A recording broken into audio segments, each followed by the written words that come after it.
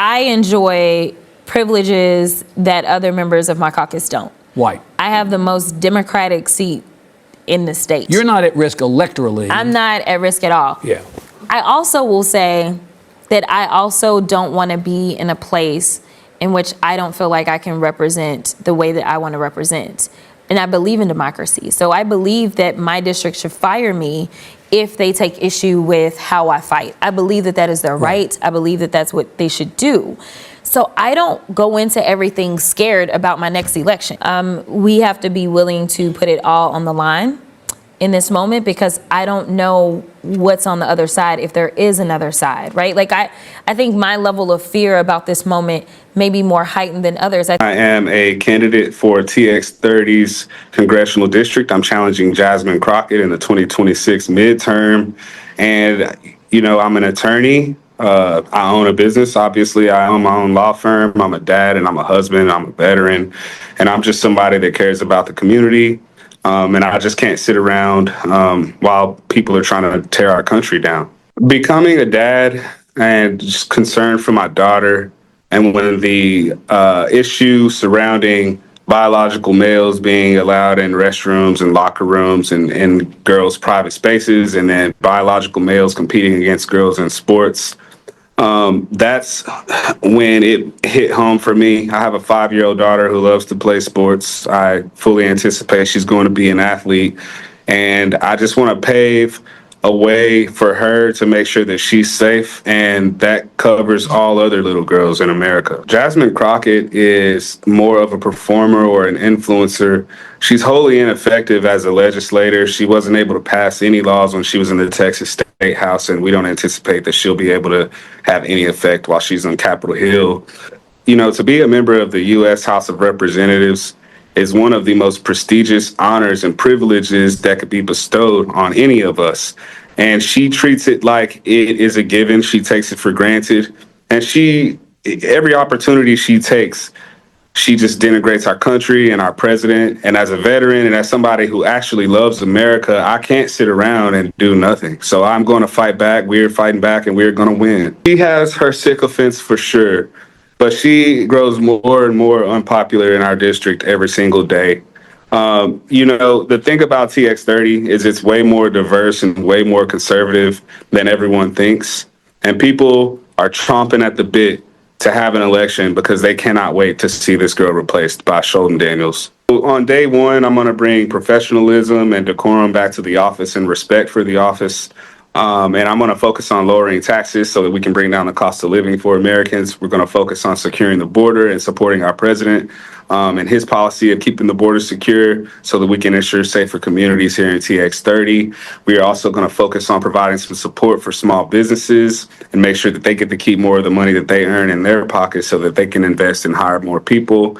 And then we're obviously going to focus on all the new revelations that are coming out with the DOJ effort to uncover the government waste, fraud, and abuse. And we're going to try to hold whoever is responsible for that accountable. There was a study that came out from the Congressional Management Foundation that found that 90% of voters want their representatives to be focused on policy and not social media, essentially on doing the job and not grandstanding for the cameras. And that translates over into TX30. People want a representative in 2025 that's going to provide tangible and effective change that they can see in their community. Gone are the days where we just elect someone out of TX30 and set it and forget it, and we don't hear about them again until they're getting ready to retire. We have Mr. Sholdon Daniels with us, running for Texas, the House of Representatives, well, actually, United States Congress, from the 30th District. You're going up against someone very important who's been in the news lately. I am. So Jasmine Crockett has made a name for herself here recently as a firebrand of the Democratic Party. It's clear that she's got her sights set much higher than where she's at now, which is why I'm running, because the people of TX30 are feeling very neglected by our current representative. And Ms. Crockett, they've been really putting her on the mainstream media sources really as the #1 opponent to President Trump's policies, seemingly. And how has she really, I guess, ignored her district back home? Well, first of all, she tries to portray our district as a African-American monolith, when in reality the numbers show that TX30 is one of the most diverse districts in America. hardworking families, small businesses are the backbone of our district, and she does not fight for them. Just point blank, period. And so we're feeling neglected because she votes wrong on everything. We expect her to just take common sense, ideas to Capitol Hill. But for example, she says that she fights for women and children. However, when she was given an opportunity to vote to deport people who rape and murder and abuse children, and they came here illegally, she voted to keep them here. And that's just one example of, you're given a common sense opportunity to do right by us, and you always choose the wrong thing. And Sholdon, what has interested you in getting involved in politics to run for the U.S. House? Are there specific issues that you are looking to tackle, not only for your district, but nationally as well? Yeah, absolutely. So a little bit about myself. I'm an attorney. I'm a U.S. Army veteran. I'm a dad. I'm a husband. And so having children really changed my outlook. I started thinking way more future-oriented. And the way the country was going under the leftist leadership, it just made me afraid for not only my children, but for all children, especially young women in this country. And I just wanted to get involved. And so I've been, voting regularly, and kind of one of those people who, we support whenever it's time to vote in a general election, we come out. But when Jasmine got elected to office, and then the way she's conducted herself since she's been in office, has brought so much embarrassment on our entire district that somebody needed to step up. Mm-hmm. And tell me more about your district with the demographics, kind of the household income, how they feel about having someone there for them to represent their needs in Washington. How can you be that change agent? Right. Okay. So demographically speaking, it's about 40% African American. It's about 18.5% white, and then you got about 20% Mexican American. The rest are Spanish-speaking people that aren't from Mexico. Okay. And so, like I said, most of them are just hardworking families that just want a good future for their kids and small business owners. That's what our district looks like. And so, when you talk about common sense policies, at least when I say I'm making common sense cool again, I'm talking lower taxes, okay? I'm talking empowering small businesses. I'm talking about securing our borders to protect our communities, right? Jasmine seems to just have the wrong take on all these very basic conservative issues. And to me, it's a common sense deal. And I like to say common sense because common sense is nonpartisan, right? We may have had a lack of common sense in Washington for a long time, but with President Trump coming in, right, it's coming back. And you have a lot of people like me who want to get involved. And the conservative movement, the MAGA movement, is very welcoming, contrary to how the media tries to portray it. And I'm trying to lead that charge to not only beat Jasmine Crockett, but I want to grow the party. And I want to welcome more people into the conservative movement. Right. And how has illegal immigration really had a negative effect on your district? So I'm from Texas, obviously. We're on the front lines of illegal immigration. And the effect on our district is public safety, first and foremost. You have people who are completely unaccountable to our legal system. For example, I have a cousin who was hit in a hit and run, killed. And the girl who did it was an illegal immigrant, and all she did was pack up her bags overnight and go back to Mexico, and they still have not found her. Wow. That hit home for me, okay? And so the illegal immigration issue became a very hot button issue in my family and in my community.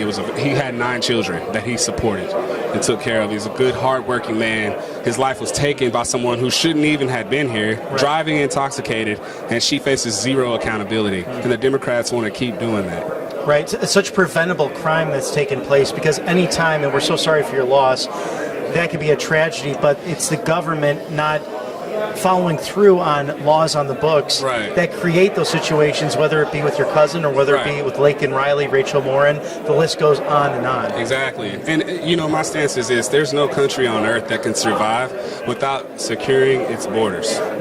Period. Right. I don't understand the argument of just having our borders be wide open. Right, exactly. Because we've seen in the fentanyl crisis, on top of that, which has taken more lives than even the Vietnam conflict. It's hard to really put into words how sad this is, and many of us either know someone personally or know of someone.